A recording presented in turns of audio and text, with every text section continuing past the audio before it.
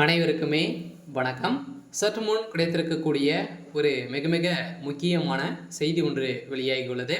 சற்று முன் தமிழகத்தில் திமுகவின் ஆட்சி கலைந்தது, போலீஸ் குவிப்பு, இது மாதிரி வந்து பார்த்தீங்கன்னா செய்திகள் வந்து வெளியாகிருக்கு.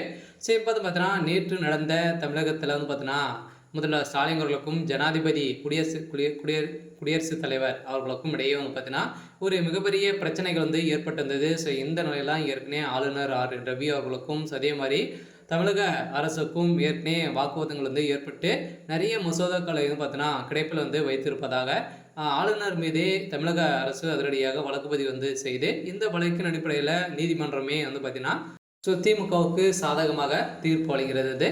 இந்த தீர்ப்பின் அடிப்படையில் தமிழக அரசு வந்து பார்த்தீங்கன்னா அதிரடியாக ஆளுநர் ரவி அவர்களை வந்து பார்த்தீங்கன்னா தரைகுறவாக பேசி நிறைய அவப்பெயர்களை வந்து ஏற்படுத்தியிருந்த நிலையில் தான் இப்போ அதிரடியாக ஜனாதிபதி அவர்கள் வந்து போட்ட உத்தரவின் அடிப்படையில் தமிழகத்தில் நிறைய ஸ்கேம் வந்து நடக்குது அப்படின்ற மாதிரி சொல்லி இப்போ பார்த்தீங்கன்னா நிறைய பணங்களை வந்து கொடுத்து பதவிக்காக வந்து ஆளுநர் ரவி அவர்கள் வந்து பார்த்தீங்கன்னா விலைக்கு வாங்கி இது மாதிரிலாம் நிறைய பிராடுகளாம் வந்து திமுக ஆளுங்கட்சி இருக்கக்கூடிய திமுக ஆட்சி வந்து நடத்துது அப்படின்ற மாதிரி குற்றங்கள் வந்து பார்த்தீங்கன்னா இந்த திமுகவுடைய அரசு மீது வந்து திணிச்சிருக்காங்க. சில 14 கேள்விகளுடன் 10 மசோதாக்களை பார்த்தீங்கன்னா ஒப்புதல் அளிக்கக்கூடாது, அளித்த அனைத்துமே நிராகரிக்கப்பட போவதாக தகவல் வெளியாக இருக்குது. இதை பற்றி இந்த வீடியோவில் நம்ம முழுமையாக பார்க்கலாம். அதுக்கு முன்னாடி நம்ம சேனலுக்கு வந்து இப்போ தான் நீங்கள் முதல் முறையாக வந்திருக்கீங்க அப்படின்னா மறக்காமல் நம்மளுடைய சேனலை சப்ஸ்கிரைப் பண்ணி சப்போர்ட் பண்ணுங்கள்.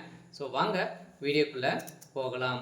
வந்து பார்த்தீங்கன்னா தமிழகத்தில் சமீப காலத்துலேருந்தே ஒரு மிகப்பெரிய பிரச்சனையாக தான் வந்து இருக்கு இல்லையா. அனைவருக்குமே தெரியும், தமிழகத்தில் வரலாற்றுலேயே முதல் முறையாக டாஸ்மார்க்குடைய நிறுவனத்தில் நடந்த ரைடின் அடிப்படையிலும் அதே மாதிரி வந்து பார்த்தீங்கன்னா அதில் எக்கச்சக்கமான பங்கள் குறைந்தபட்சமே 1000 கோடிக்கு மேலே மெகா ஊழல் நடந்திருக்கு அப்படிங்கிறத கண்டறிந்து ஆளுநர் நீதிமன்றம் வந்து பார்த்தீங்கன்னா அதிரடியாக அமலாக்கத்துறை வந்து நீதிமன்றத்தில் இந்த வழக்கை போட்டு இப்போ வந்து பார்த்தீங்கன்னா செந்தில் பாலாஜி அவருடைய கதை ஒட்டுமொத்தமாக முடித்திருக்காங்க.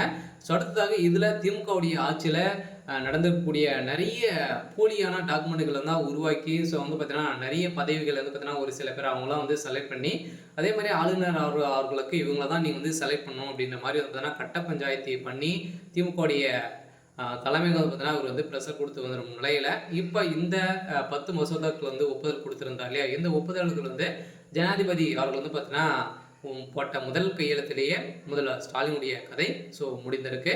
இதன் அடிப்படையில் தான் திமுகவில் ஆட்சி வந்து கலைந்தது அப்படின்ற மாதிரி அபிஷியலாகவே இன்று தகவல் வெளியாக சில தமிழகத்தில் ஒரு மிகப்பெரிய மாற்றங்கள் வந்து வரப்போகுது.